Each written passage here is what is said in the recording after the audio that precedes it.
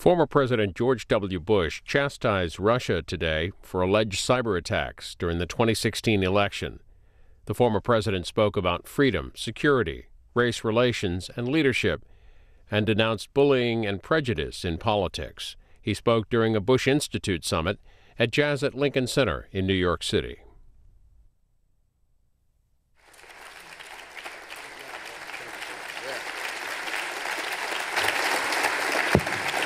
Thank you all.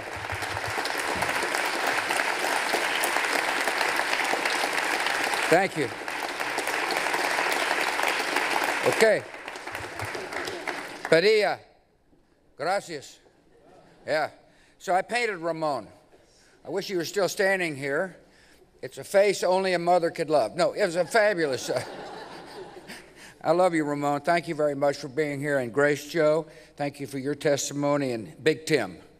I got to know Tim as a result of Presidential Leadership Scholars, a program at the Bush Center along with the Clinton Center, and with help from 41 and LBJ's libraries.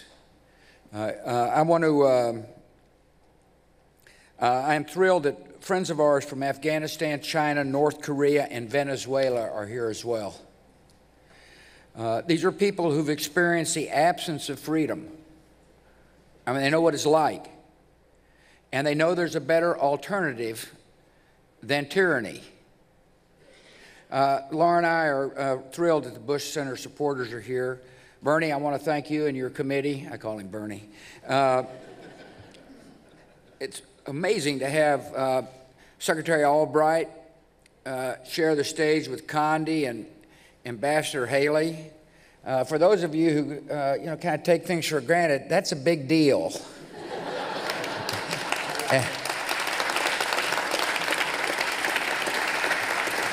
Thank you. We are gathered in the cause of liberty. That's why we're here. This is a unique moment. The great democracies face new and serious threats, yet seem to be losing confidence in their own calling and competence. Economic, political, and national security challenges proliferate, and they're made worse by the tendency to turn inward. The health of the democratic spirit itself is at issue, and the renewal of that spirit is the urgent task at hand. Has encouraged and benefited from the global advance of free markets, from the strength of democratic alliances, and from the advance of free societies. At one level, this has been a raw calculation of interest. The 20th century features some of the worst horrors of history because dictators committed them. Free nations are less likely to threaten and fight each other. And free trade helped make America into a global economic power. For more than 70 years, the presidents of both parties believed that American security and prosperity were directly tied to the success of freedom in the world. They knew that the success depended in large part on U.S. leadership. The mission came naturally because it expressed the DNA of American idealism. We know deep down that repression is not the wave of the future. We know that the desire for freedom is not confined to or owned by any culture. It is the inborn hope of our humanity. We know that free governments are the only way to ensure that the strong are just and the weak are valued. And we know that when we lose sight of our ideals, it is not democracy that has failed. It is the failure of those charged with preserving and protecting democracy. This is not to underestimate the historical obstacles to the development of democratic institutions and a democratic culture. Such problems nearly destroyed our country, and that should encourage a spirit of humility and a patience with others. Freedom is not merely a political menu option or a foreign policy fad. It should be the defining commitment of our country and the hope of the world.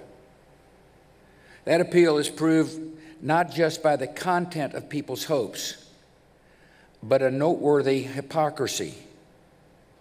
No democracy pretends to be a tyranny. Most tyrannies pretend they are democracies. Democracy remains the definition of political legitimacy. That has not changed, and that will not change. Yet for years, challenges have been gathering to the principles we hold dear, and we must take them seriously. Some of these problems are external and obvious. Here in New York City, you know the threat of terrorism all too well. It's being fought even now on distant frontiers and in the hidden world of intelligence and surveillance.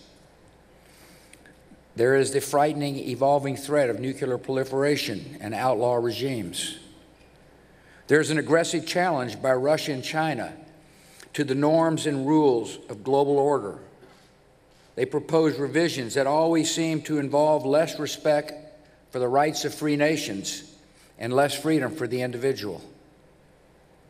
These matters would be difficult under any circumstances. They are further complicated by a trend in Western countries away from global engagement and democratic confidence. Parts of Europe have developed an identity crisis.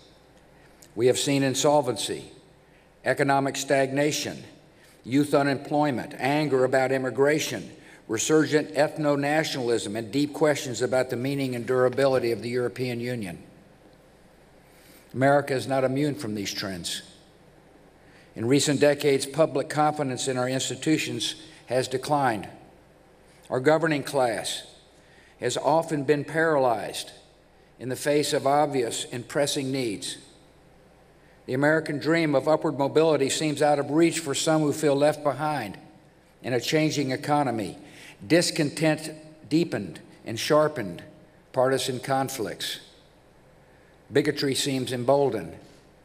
Our politics seems more vulnerable to conspiracy theories and outright fabrication. There are some signs that the intensity of support for democracy itself has waned, especially among the young, who never experienced the galvanizing moral clarity of the Cold War, or never focused on the ruin of entire nations by socialist central planning. Some have called this democratic deconsolidation. Really, it seems to be a combination of weariness, frayed tempers, and forgetfulness. We've seen our discourse degraded by casual cruelty. At times, it can seem like the forces pulling us apart are stronger than the forces binding us together. Argument turns too easily into animosity. Disagreement escalates into dehumanization. Too often we judge other groups by their worst examples while judging ourselves by our best intentions, forgetting the image of God we should see in each other. We've seen nationalism distorted into nativism. We've forgotten the dynamism that immigration has always brought to America. We see a fading confidence in the value of free markets and international trade, forgetting that conflict, instability, and poverty follow in the wake of protectionism. We've seen the return of isolationist sentiments, forgetting that American security is directly threatened by the chaos and despair of distant places, where threats such as terrorism, infectious disease, criminal gangs, and drug trafficking tend to emerge. In all these ways, we need to recall and recover our own identity. Americans have great advantage. To renew our country, we only need to remember our values. It's part of the reason we meet here today. How do we begin to encourage a new 21st century American consensus on behalf of democratic freedom and free markets? That's the question I pose to scholars at the Bush Institute. That's why Pete Wehner and Tom Maleo are with us today, have answered with the spirit of liberty at home in the world, the call to action paper. Recommendations come in broad categories. Here they are. First, America must harden its own defenses. Our country must show resolve and resilience in the face of external attacks on our democracy. And that begins with confronting a new era of cyber threats. America has experienced a sustained attempt by a hostile power to feed and exploit our country's divisions. According to our intelligence services, the Russian government has made a project of turning Americans against each other. This effort is broad, systemic, and stealthy. It's conducted across a range of social media platforms. Ultimately, this assault won't succeed. But foreign aggressions, including cyberattacks, disinformation, and financial influence, should never be downplayed or tolerated. It's a clear case where the strength of our democracy begins at home. We must secure our electoral infrastructure and protect our electoral system from subversion. The second category of recommendations concerns the projection of American leadership, maintaining America's role in sustaining and defending an international order rooted in freedom and free markets. Our security and prosperity are only found in wise, sustained global engagement, in the cultivation of new markets for American goods, in the confrontation of security challenges before they fully materialize and arrive on our shores, in the fostering of global health and development as alternatives to suffering and resentment, in the attraction of talent, energy, and enterprise from all over the world, in serving as a shining hope for refugees and a voice for dissidents, human rights defenders, and the oppressed. We should not be blind to the economic and social dislocations caused by globalization. People are hurting, they're angry, and they're frustrated. We must hear and help them, but we cannot wish globalization away, any more than we could wish away the agricultural revolution or the industrial revolution. One strength of free societies is their ability to adapt to economic and social disruptions, and that should be our goal: to prepare American workers for new opportunities, to care in practical, empowering ways for those who feel left behind. The first step should be to enact policies that encourage robust economic growth by unlocking the potential of the private sector and for unleashing the creativity and compassion of this country. Third focus of the document is strengthening democratic citizenship. And here we must put particular emphasis on the values and views of the young. Our identity as a nation, unlike many other nations, is not determined by geography or ethnicity, by soil or blood. Being an American involves the embrace of high ideals and civic responsibility. We become the heirs of Thomas Jefferson by accepting the ideal of human dignity found in the Declaration of Independence. We become the heirs of James Madison by understanding the genius and values of the U.S. Constitution. We become the heirs of Martin Luther King, Jr. by recognizing one another not by the color of their skin, but by the content of their character.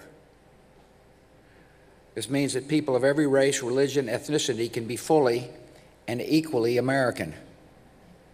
It means that bigotry or white supremacy in any form is blasphemy against the American creed.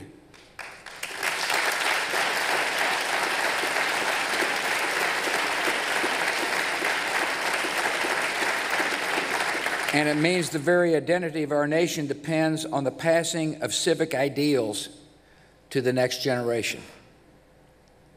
We need a renewed emphasis on civic learning in schools, and our young people need positive role models.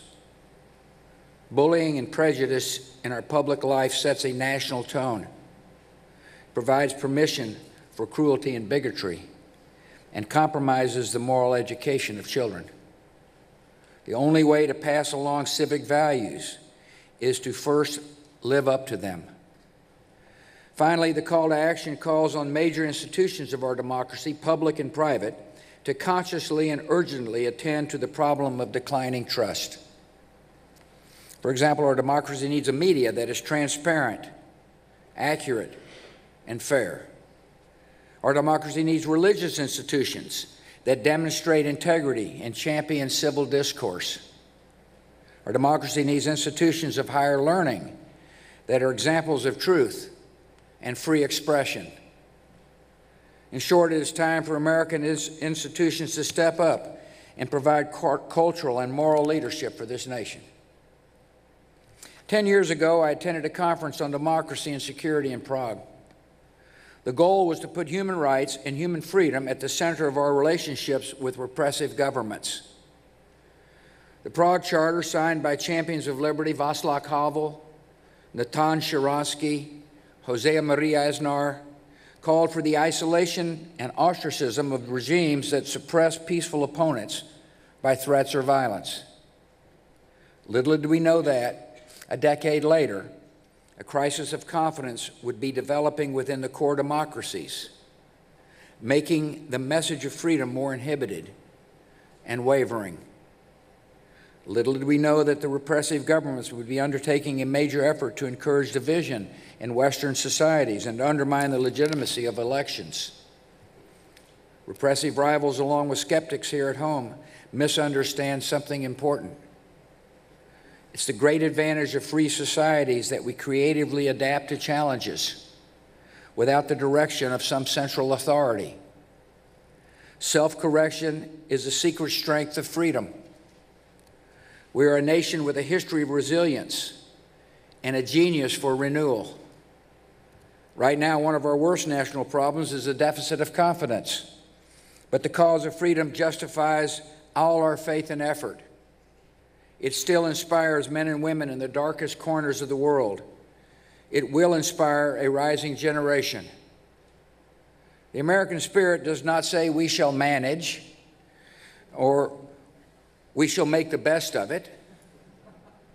It says we shall overcome. And that is exactly what we're going to do with God's help. Thank you.